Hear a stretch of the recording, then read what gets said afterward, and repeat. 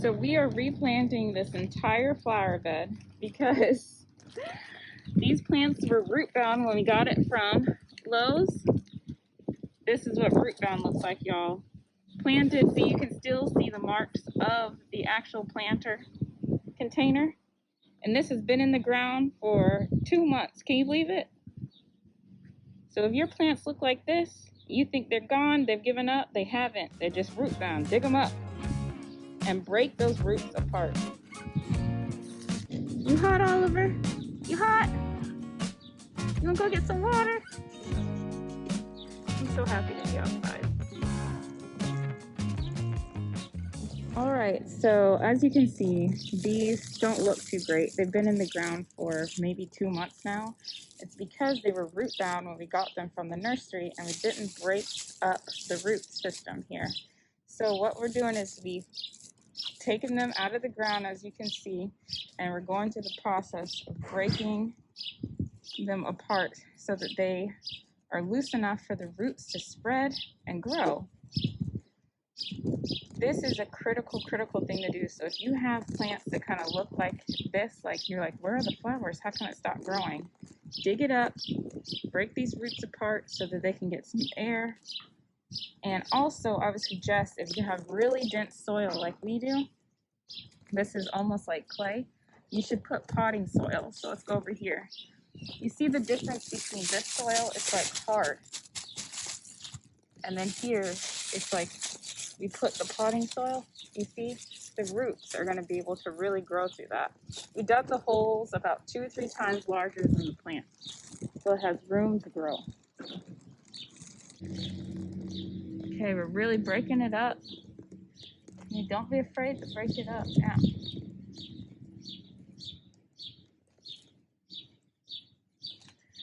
All right.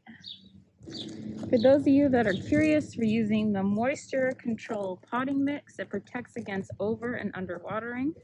So if you struggle with knowing when to water your plants, I suggest you get this. Yes, we are putting it into the ground. Hello. But it will totally be fine.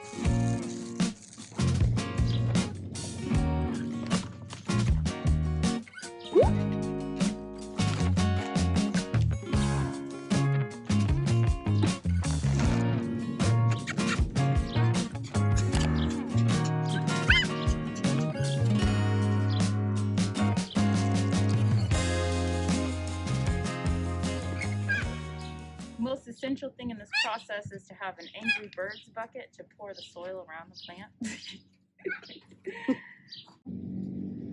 And you just want to plant it where the top of the natural top of the plant is even with the top of the flower bed you're planting it in. So we got a bit more soil we're putting there. Just more. All right, so let's go ahead and break these roots up. So as you can see, it's significantly bound, and instead of just using your fingers, if you have one of these, I think it's a hoe tool, you can also use this. And what we're gonna do is, you see, just kind of scratch along the side, and you see now we're freeing these roots so that they can now root themselves throughout the flower bed and not just go around in circles. They think they're still in a pot because they're so bound in the circular pot motion. So yeah, get in there and get it really good. You see how broken up this is? This is good. I got to do this all the way around. I do it on the bottom. Like, look at that. You see the roots that are hanging on the bottom now? It's like going to see a whole new life. We should see flowers coming out of this within this week. New flowers that we haven't seen in 2 months. Just because we're taking time to not only loosen the roots that are bound, but also plant it in looser soil. So here's a good example. Can you see that? Look, we freed this whole root. They can now grow this way, grow deeper, but before it was just so bound. All right, I'm gonna finish this up and we're gonna get it into this hole. And I'm also going to prune it and get off all of these yellow pieces like we did on the last one. All right. Okay, so I'm finishing up kind of finger pruning here, getting some of these yellow leaves off and spent flowers. But I just want to show you, I finished loosening all the roots, and you see now how unroot bound it is. I mean, this is so much better. And we're going to stick it into the coal here with some rich soil and some fertilizer. And these things, we're going to have flowers everywhere. Just wait and see. Make sure you like this video and subscribe. Let me know down below if you want to see an update video where I show how well these flowers did and how quickly they did it, because I'd love to share, but let me know if you'd like to see it. All right, let's go get some soil. Okay. All right, so my mom and I just finished really trying to prune this and get as many of the leaves and flowers and stems that were kind of not really serving the plant anymore, so it can use this energy to grow. And so it's not perfect, but a lot better. I've got our fertilizer and our soil. I'm just going to pour some in there. Just read the recommended amount for yours. Mix it around. So you guys, you can use whatever continuous release plant food that you have. This is the one I have from Proven Winners for flowering plants. And what we did is we just sprinkled the recommended amount for what we're doing into our soil and mixed it all up. And now my mom is putting that all around the plant so it's nice and happy with its food so it can grow and flourish. And let's come down here. And we're going to put in the holes. So we want the top, natural top of the plant to be even with the ground. So we see we need to put some soil in first. Let's shake some soil in there. Let's see. I think that's about right. What do you think? Yeah?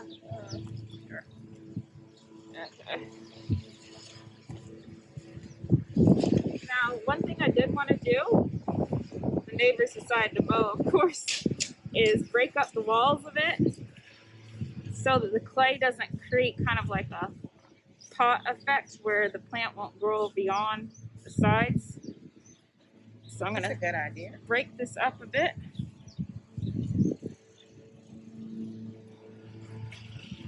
Probably should have done it before I put in the soil, but it's okay. Still be able to get in here, scratch it. Okay? And then we'll push the soil in all around. All right. Still need some more.